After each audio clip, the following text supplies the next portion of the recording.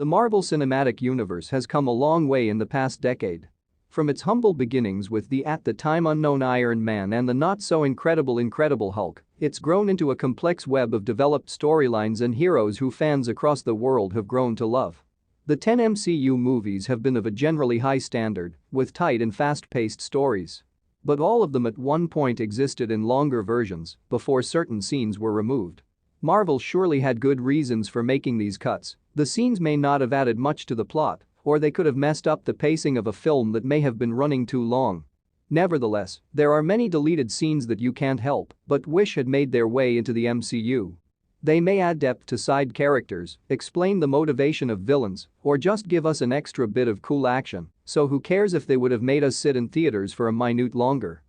First, Asgardian brotherly love in Thor. At their heart, the two Thor movies have a relationship between two brothers, Thor and Loki.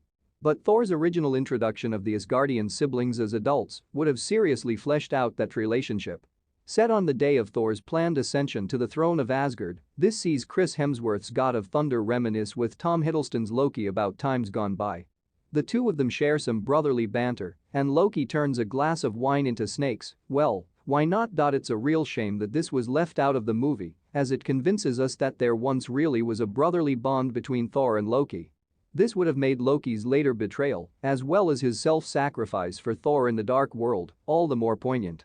Second, Gamora confronts Nebula in Guardians of the Galaxy, another pair of rival siblings, though this time they're already sparring at the start of the movie. This scene cut from Guardians of the Galaxy sees Zoe Saldana's Gamora having a tussle with her sis, Karen Gillan's Nebula. On Ronan's ship, Nebula is annoyed that Gamora has alone been set the mission of retrieving the orb and gets the impression that her sis is Ronan's favorite. The two argue about this, ending with a brief physical tussle and Gamora pushing Nebula into a wall. It's sad that this got cut for similar reasons to the Thor scene. Not only does it set up these two tough ladies, but it gives background to their relationship, one of the more underdeveloped elements of GOT. Still, at least we got similar scenes exploring their sisterly rivalry in Guardians 2. Third, young Peter Parker helping Cap? In The Avengers, in this sequence cut from the Avengers' climactic New York set battle, a family's car is attacked by a Chitauri. Captain America comes to the rescue, knocking the alien warrior out by throwing his shield. The kid in the car's back seat then hands the shield back to Cap. It's a nice little sequence, reminding us that even in the heat of war, Captain America is all about helping people. What makes it particularly interesting, though, is that some people have speculated that the young glasses-wearing lad is meant to be Peter Parker. It would be a neat connection between films, and the timelines do roughly add up, allowing this kid to grow into the Peter we met in Civil War and Homecoming. However, while Marvel haven't confirmed that this is Peter, they have revealed that the young Spidey does actually appear in Iron Man 2. Fourth, Tony saves Harley's bully in Iron Man 3. Iron Man 3 saw Tony Stark go incognito in rural Tennessee and team up with 10-year-old Harley. An extra couple of scenes would have added the character of Edge, an older kid who bullies Harley, into that story. This begins with a scene in which Edge splashes Harley with his quad bike and refuses to believe that Harley's friend, lying on the street, is Tony Stark. Later, Edge gets trapped under a water tower toppled in an attempt to kill Stark.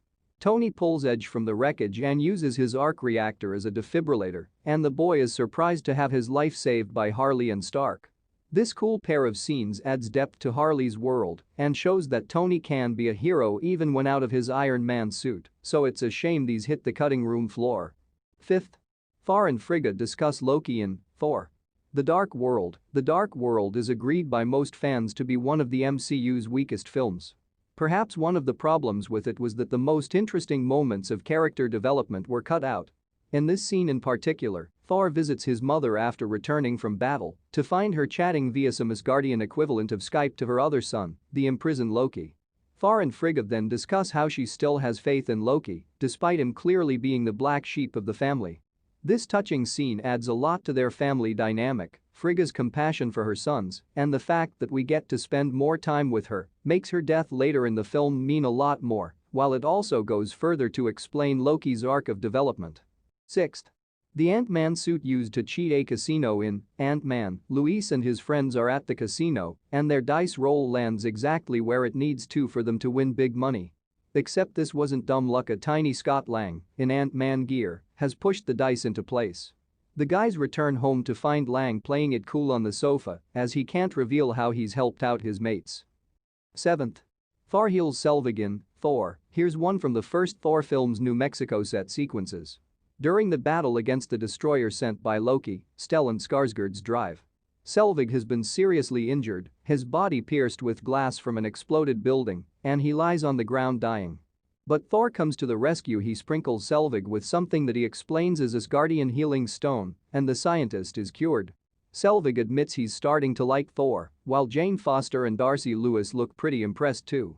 This scene serves a similar purpose to Tony Stark saving the trapped Edge. It shows that Thor doesn't need his costume and hammer to be heroic, and that his main motivation is to protect others. For that reason, it does feel like a shame it was cut out. 8th. Save the dog in Doctor Strange. We've had Iron Man saving a bully, Cap saving Peter Parker, and Thor saving Selvig. Now Doctor Strange gets his own hero moment, one pulled directly from screenwriting textbooks. Exploring the city of Kathmandu in search of the Ancient One, Benedict Cumberbatch's Stephen Strange encounters a dog who limps due to an injured leg. Putting his surgery skills to use, Doctor Strange becomes Vet Strange, fashioning a splint and bandages from nearby items. The dog thanks Strange with a shake of the paw, then happily wanders off. This feels like a stock look, he's not such a bad person after all moment, and director Scott Derrickson has explained that it was cut because it was too much, too soon for the arc of Strange becoming less selfish. Nevertheless, there's something heartwarming about watching Cumberbatch tend to the pooch. 9th. Cap ditches S.H.I.E.L.D's tracker in Captain America. The Winter Soldier made the character of Captain America work in a modern-day setting by putting him in the middle of a tense conspiracy thriller, and this deleted scene fits that Bourne-esque approach perfectly.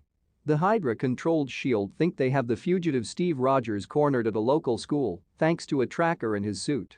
An armed squad storms a basketball court, scaring the hell out of some poor guys playing pickup, only to discover that Cap, well aware of the tracker, has dumped the suit.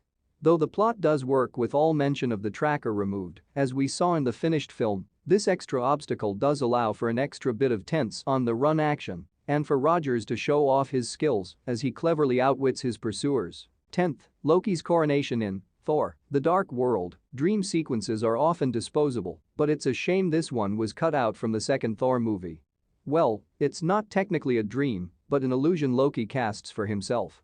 We open with a wide, sweeping shot of Asgard, then enter a large chamber where an enormous crowd applauds their new ruler, Loki. He steps up, basks in the admiration of the people, then catches and wields Mjolnir. But then he's interrupted by Frigga and the illusion drops, and it had revealed that she's visiting him in his prison cell. So while it may be unnecessary for the plot, this scene lends Asgard an operatic grandeur missing from a lot of the bland The Dark World, and also digs a little deeper into Marvel's best villain, Loki. He just wants some love and attention. Thanks for watching my video. If you loved it, hit the like button and don't forget to subscribe to my channel.